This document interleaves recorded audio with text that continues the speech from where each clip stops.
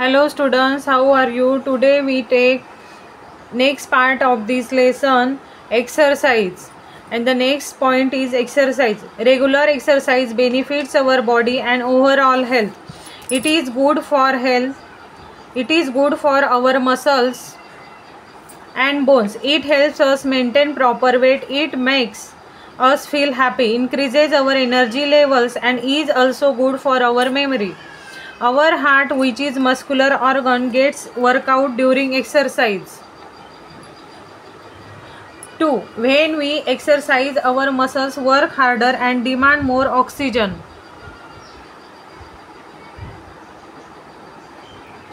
This demand stimulates the heart to beat faster and with more force, which increases the overall blood flow.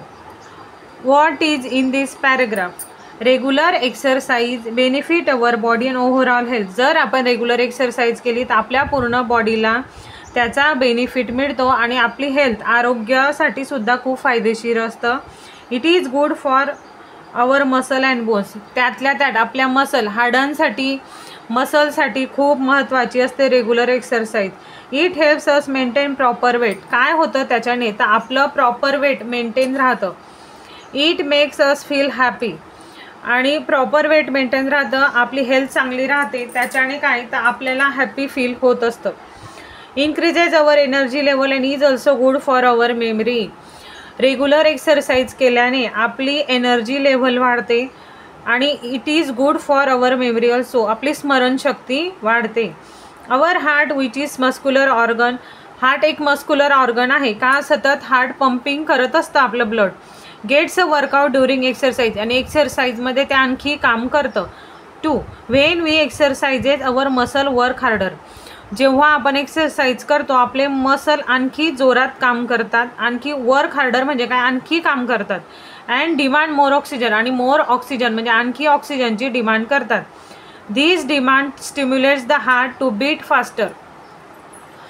This demand stimulates the heart. आणि ही जी demand आहे stimulates to the heart beat faster. आपलं heart आणखी faster पद्धतीने काम करतं, जोरजोरात काम करायला लागतं. And with more force which increase the overall blood flow. तर त्याच्याने काय होतं आपल्या पूर्ण बॉडीचा ओव्हरऑल जो ब्लड फ्लो आहे तो वाढतो. The next point is deep breathing. Deep breathing is a simple breathing exercise that helps us in exchange of gases.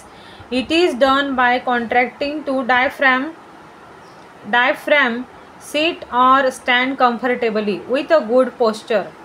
Place your hands on your sides on the lower ribs. Focus on your breath. Inhale through your nose for about 3 to 4 seconds.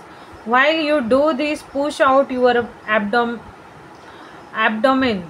The belly will expand and the lungs will expand completely. Feel your ribs move down. Hold your breath for 3 to 4 seconds. Then exhale for about 3 to 4 seconds through your mouth. The lungs will contract completely when the air is exhaled. What is in this paragraph? Deep breathing. What is meant by deep breathing? Deep breathing means take a breath in a long and slow motion. म्हणजे श्वास अशा पद्धतीने घ्यायचा, एकदम हळूवार पद्धतीने deep breath करायचा, मध्ये घ्यायचा आणि नंतर तो श्वास हळूहळू आपल्याला सोडायचा असतो. Deep breathing is a simple breathing exercise. आणि त्याला सिम्पल ब्रीदिंग एक्सरसाइज म्हणतात. That helps us in the exchange of gases. त्याच्याने काय होतं तर आपल्या पोटातले गॅसेस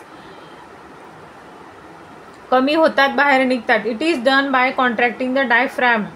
आणि त्याचा सरळ जो संबंध आहे तो डायफ्रॅम म्हणजे हा चेस्टचा भाग आणि हा पोटाचा भाग आहे.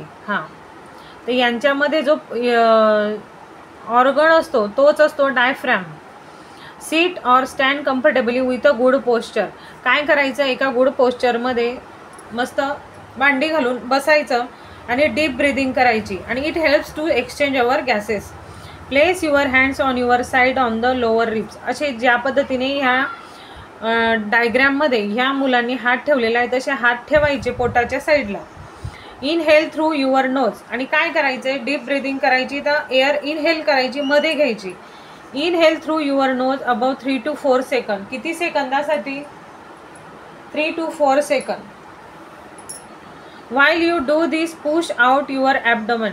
आणि जेव्हा आपण हे करतो, जेव्हा आपण एअर इनहेल करतो तर आपलं ॲबडोमेन पुश होतं, असं पुढे पुश होतं. You do this push out your abdomen, the belly will expand. आणि काय ते बेली म्हणजे पोटाचा भाग वाढतोय का. एकदम डीप ब्रीदिंग करायची, त्याच्याने बघा तुम्हाला कळेल की आपला भाग कसा पुश होतो पोटाचा. And the lungs will expand completely. Lungs expand होतात म्हणजे साईज वाढतात ते श्वास घेण्याच्या वेळेस. Feel your ribs move down. Hold your breath to 3 to 4 second. Then exhale for about 3 to 4 second through your mouth. आणि तोंडाने पण श्वास घ्यायचा आहे, सोडायचा आहे. The lungs will contract completely when the air is exhale. The lungs will contract completely when the air is exhale. Exhale म्हणजे बाहेर सोडणे. आणि जेव्हा आपण ती पोटात गेलेली एअर बाहेर सोडतो तो लंग्सचा एकदम त्याच्याशी संबंध येतो.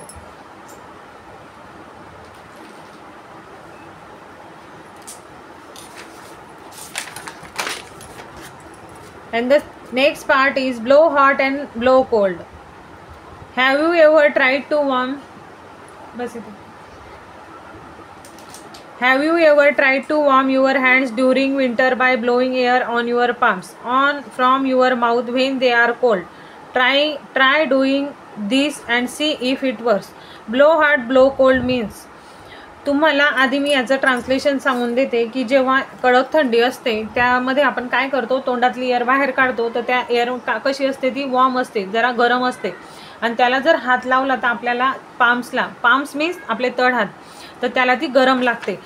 जर वातावरण थंड असेल तर तुम्ही तोंडापर्यंत हात न्यायचा आणि तोंडातली म्हणजे आपल्या पोटातली एअर बाहेर सोडायची, तर हाताला जरा ती कोमट लागते. तेच आहे ब्लो हॉट आणि ब्लो कोल्ड. काय आहे? How do you find the air from your mouth as compare to the air around? Is it hotter or cooler? आता बाहेरच्या वातावरणापेक्षा तुमची पोटातून येणारी हवा ती थंड आहे का गरम हे कसं कळतं? Now put your hand at some distance and from your mouth and blow again.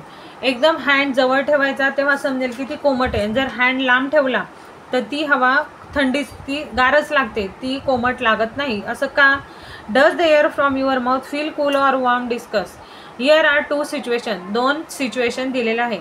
Karan is trying to cool the soap by blowing on it. Karan काय करतोय? तोंडाने म्हणजे हवेने, तोंडातल्या हवेने फुंकर मारून सूप गार करण्याचा प्रयत्न करतोय. What do you think will be hotter, Karan soup or the air he blue from his mouth? आता तुम्हाला याच्यातून काय कळतं की करण जे ब्लो करतोय, सूप थंड करण्याचा प्रयत्न करतोय, त्याच्याने ते गार होईल का? It is a winter evening. आणि ती कसली इव्हिनिंग आहे? विंटरची. Lakshmi is feeling very good. आता नेक्स्ट एक्झाम्पल काय आहे? विंटरची इव्हिनिंग आहे म्हणजे विंटरची संध्याकाळ आहे. Lakshmi is feeling very cold. लक्ष्मीला फार थंडी वाजते. She is sitting inside the quilt and blowing air on her hands. लक्ष्मीने काय केलेलं आहे? कडक थंडीचं वातावरण आहे आणि एअर ब्लो केली आहे तोंडातून आणि असा पाम त्याच्याजवळ तोंडाजवळ नेलेला आहे. What do you think is colder, her breath or her hands? Y?